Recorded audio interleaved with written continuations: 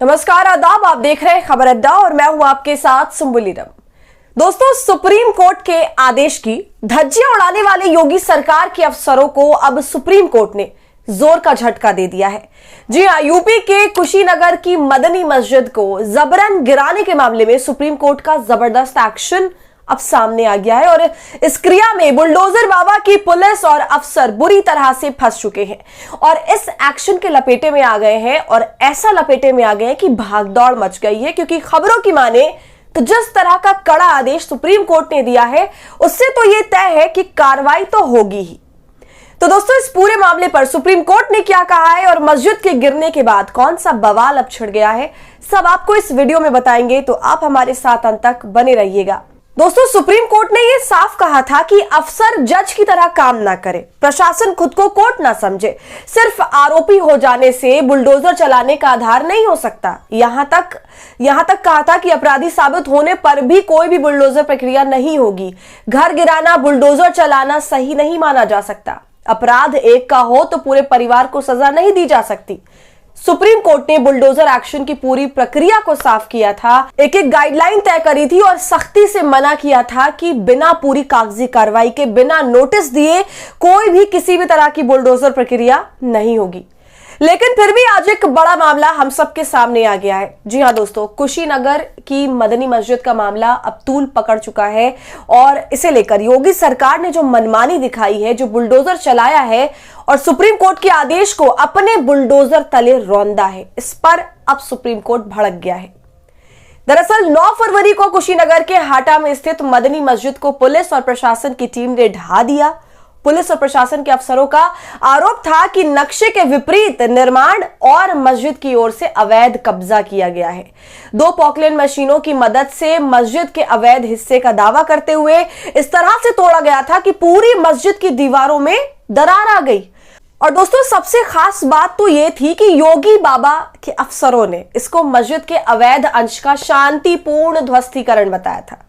सुन रहे हैं आप? और सबसे बड़ी बात तो यह भी है कि मस्जिद पक्ष के लोगों का यह कहना है कि जिस मस्जिद को प्रशासन अवैध बता रहा है उसके लिए उसको तोड़ने से पहले हमें कोई भी नोटिस नहीं दिया गया, हमेशा की तरह। और अचानक 9 फरवरी को प्रशासन जेसीबी मशीन लेकर आ धमका। और दोस्तों, यहां पर यूपी प्रशासन की मनमानी खत्म नहीं होती है। अफसर आते हैं, मस्जिद की दीवार पर नोटिस चिपकाते हैं, उसकी तस्वीर लेकर फिर उस नोटिस को फाड़ देते हैं।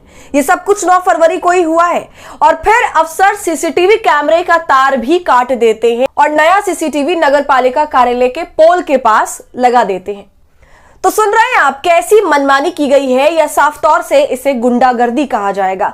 जबकि ये पूरा मामला हाईकोर्ट में पहले से ही चल रहा था, इसके बावजूद फाइनल डिसीजन आने से पहले ही ये सब कुछ किया गया।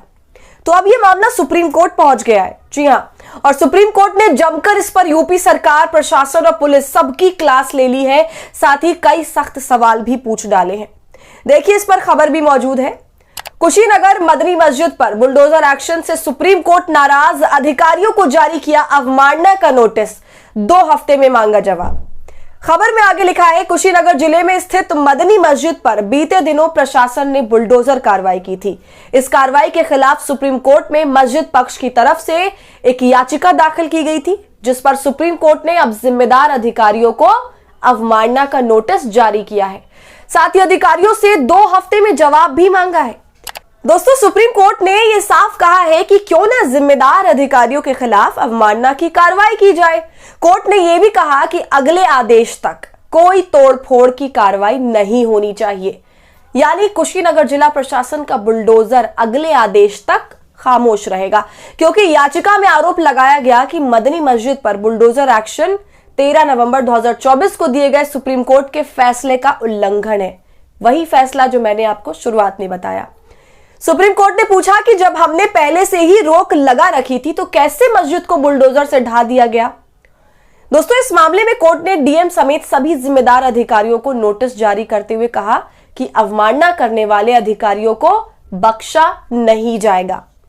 आपको बता दें, मस्जिद की जमीन हाजी हामिद खान ने अपने बेटे और बीवी के नाम पर खरीदी थी और नगर पालिका द्वारा मस्जिद के नक्शे पर अप्रूवल लेने के बाद ही यहां मस्जिद बनाई गई थी।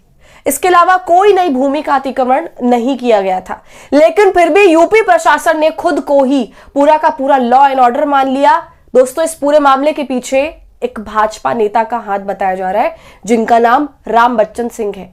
इन्होंने शिकायत करी कि नगर पालिका की जमीन पर कब्जा करके मस्जिद बनाई गई है और अब उसको विस्तारित किया जा रहा है और मंजिलें भी बढ़ाई जा रही हैं। इस मामले को लेकर ये कुशीनगर के तमाम भाजपा नेताओं के पास गए और वो नेता मुख्यमंत्री के पास गए।